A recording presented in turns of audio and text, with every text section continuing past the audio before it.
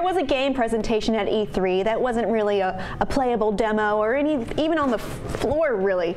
It was No Man's Sky, which was shown during the Sony press conference, and it represents so much in creativity. It may have even just won E3. Take a look back at their video.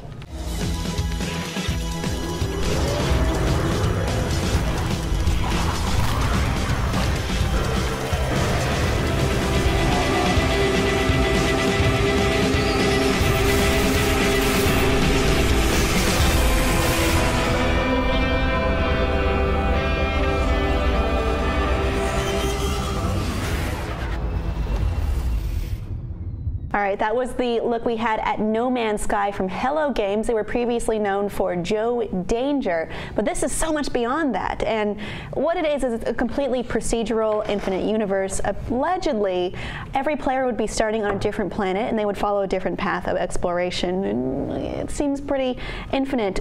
Hello Games lead Sean Murray says that it's so vast, it's so boundless, it's actually infinite, and we don't even know what's out there. Now, we don't have specifics on you know, gameplay. We do know that the ship is outfitted with a gun. We know that you can collect resources.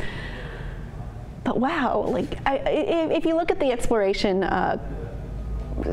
component that we've seen in other games, such as like Skyrim, and that was a great component. But what if we made it even further than that? I mean, this is the kind of game I always wanted to see for Star Wars or Star Trek universe or Doctor Who. Did you feel a little bit of the Star Wars, Star Trek in there? Yeah, absolutely. Yeah, I did too. That was a kind of an X-wing type thing. I mean, the initial exploration that's behind so much of science fiction beyond laser battles and such. It's this exploration of the impossible, and so I love that aspect. It looks beautiful. I love the fact that you actually, in that video, you were leaving the planet and you saw going into another planet's atmosphere and reaching the surface. It wasn't just loading screen and all that stuff. And if you can accomplish that, fantastic. I have also, though, I've often seen videos of games that looked amazing and never happened. This is a good jumping off point because I'm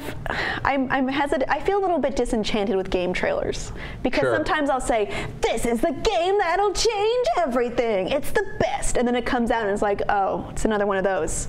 So I feel like we've been given big promises a lot of the time. It makes me hesitant to be like, nah, for this game, but it does seem to promise something pretty incredible. I personally have trust issues, especially with lofty claims like this. I mostly blame you, Peter Molyneux.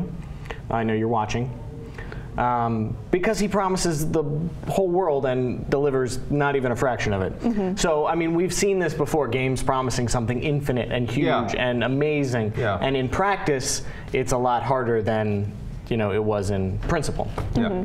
So, I mean, it's cool to start on a procedurally generated planet, especially one full of dinosaurs and spaceships, and then fly off of it and immediately onto the surface of another planet, even though that's not really how planets work.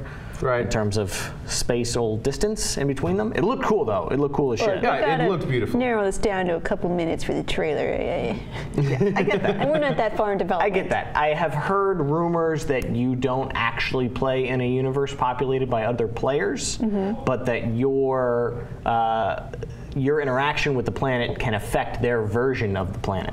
I kind of like that. Yeah, it's interesting, but it doesn't even get what Minecraft does on a basic level, which is your interaction with other people in this world. I don't like other and people. That's where the drama and the interest comes from, not just interacting with AI dinosaurs and spaceships, but interacting with other players in a populated world. But you're more of a hermit when it comes to space travel. I don't like other people in my game messing things up, teabagging my character, so maybe this would be fun for me. But they do have lofty goals, and it may be unrealistic to reach them, but what they say, what the people at Hello Games say, seems at least inspiring. I appreciate the passion and the goals, absolutely, and I hope that they can get as close as possible. Although I am alarmed anytime you say, even we don't know what the game will do, because that to me is the beginning of Skynet. The dinosaurs are real now! They're gathering information about us.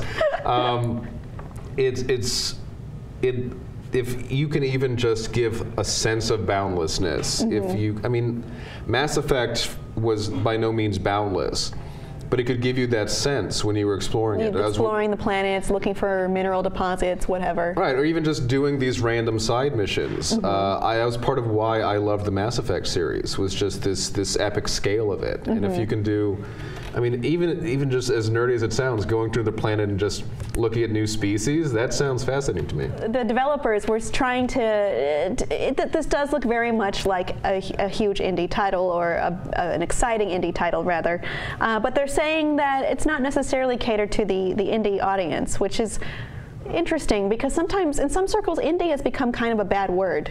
I don't think so. I disagree, but to some people, I guess. And what they're shooting for, according to Sean Murray, is if you play it, I want you to play it not because you're interested in indie games. I want you to play it because you prefer it to Call of Duty, not because it's more legitimate or credible or something like that, but because it's more entertaining. Which I agree with that sentiment. We keep coming with these different atmospheres and biases we put around different. It's like all ages. It used to mean all ages, and now you constantly hear, this is an all ages game, but adults will like it too. Like, yeah, that's what the name implies. There's this apologetic tone that now comes with a lot of things. Not just children. It's indie, but you don't have to wear all black and listen to alternative music. You can also be into mainstream stuff. It's indie, but the graphics are good. It's just, it's like, we want you to like it because it's good. Well, I generally think that should be the practice of people. Yeah, I like the stupid voice that we're putting on for these imaginary people as well.